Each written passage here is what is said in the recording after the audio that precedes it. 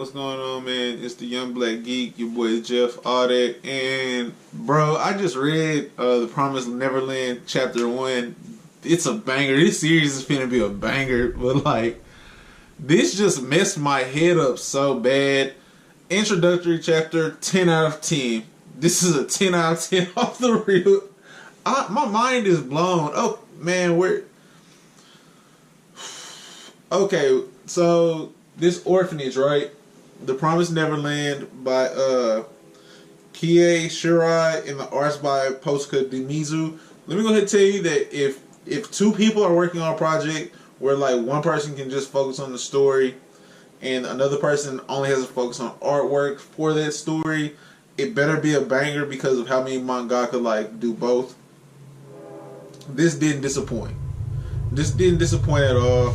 And as far as intro chapters go, man, intro chapters are usually pretty long, and this was pretty long. It was 56 pages, especially if you include like the little side story page. And we're introduced to Grace Fieldhouse, where an orphan girl named Emma is 11. She's one of the oldest.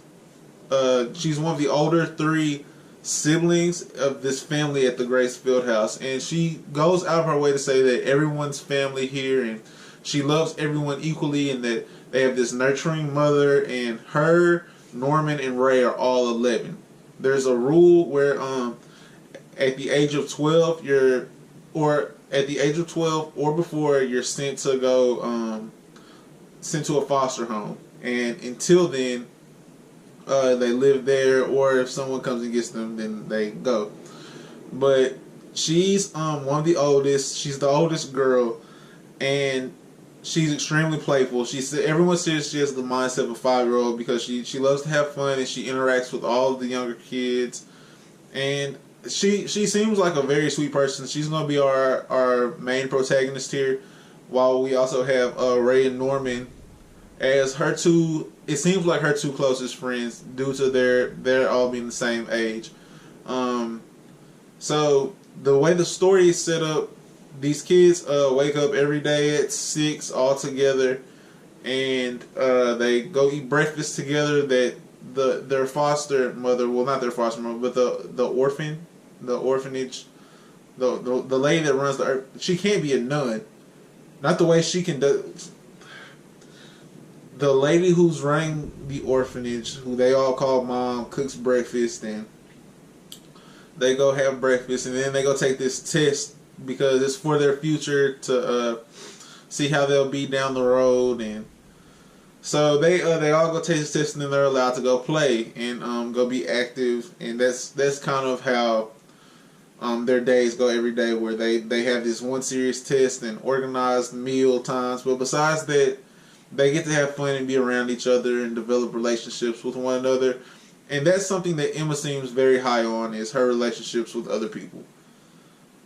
Going from that, though, her, Ray, and Norman are all exceptionally gifted at the game of tag, all for different reasons.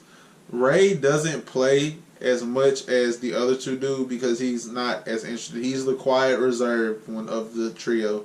But the other two are extremely active, and Emma's the most athletic of all the kids. She's got the best athletic responsiveness, the best agility.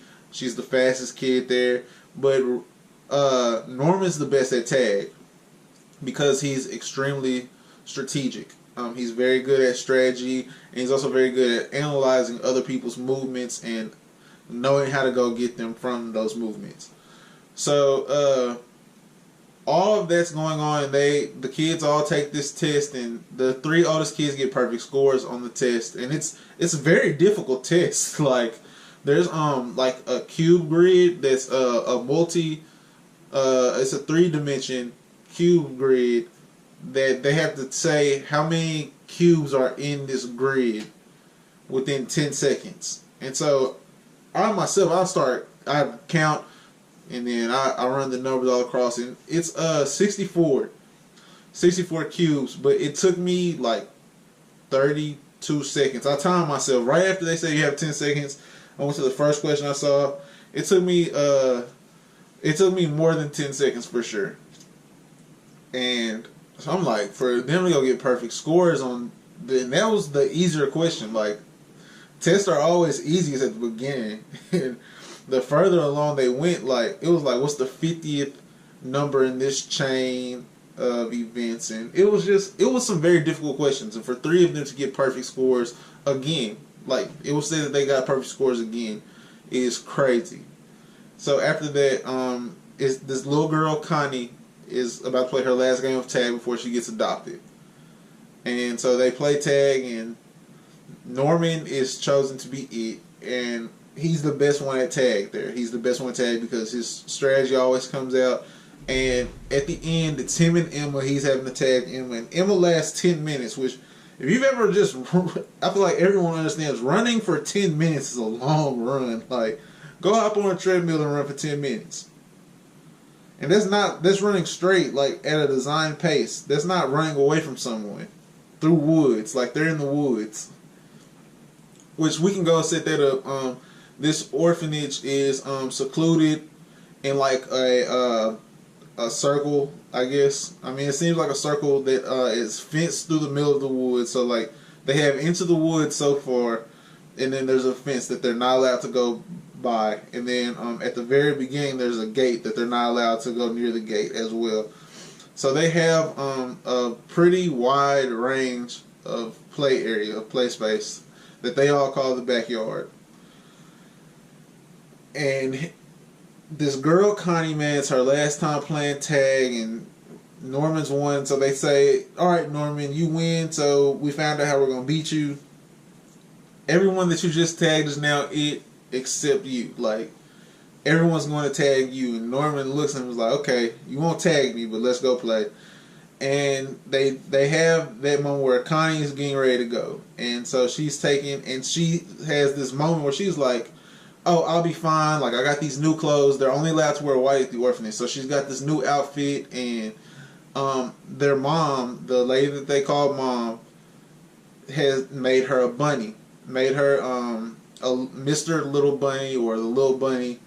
And so she's like, I'll be fine wherever I go. I'll be fine wherever I go. I know that my new family will love me, and I have Little Bunny to protect me, so I'm good.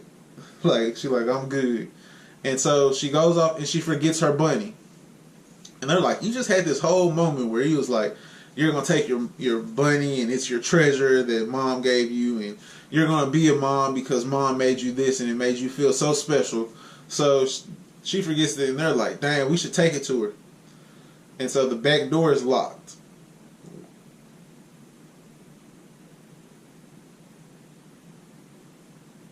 Oh, my bad, bro. I was listening for call. Don't worry. I'm probably going to edit that out. Nah, I'm going to leave it, bro. I'm going to leave it. I'm going to put that SpongeBob 3 hours later in there. So she leaves her bunny, man. They decide to go take it to her. And when they go take it to her, they have to go pick the lock because their mom's locked the back door. And they run to the gate because I want to say Ray saw the light by the front gate was open. And when they get out there, they find, and I'm getting chills, bro. Like, I'm legit getting chills because, like, I did not expect this story to go this way. But they find, like, they find Connie dead with, like, a flower stuck through her chest, dead, in the back of a truck. And they're like, this is the first time I've ever seen a truck. Like, these people, they're kids that are born here or are brought here very young, and they know nothing but this orphanage. They know nothing but this orphanage, and then, like, what they can learn from the books in the library, or what they're told by either the older kids that are there when they get there or mom. So they see this truck. She's in the back of this truck, dead, with a flower sticking through her. And so they hear something coming, and they go hide under the truck. And it's these demons. There's these demons walking around, talking about that the human flesh is like this delicacy for people to enjoy, so they can't eat this dead girl that they just killed. But that there's very promising meat coming from this farm that they're picking food up from. And so, like, at that, it triggers to them, like, farm. Like, this is a human flesh farm that's being ran as an orphanage. and it's like, it's okay, like this is low grade meat, because Connie had just failed the test, so they're like, it's okay, this is low grade meat that wasn't like extremely active or extremely intelligent, but in the future we're getting some very high quality meat, so just hold on.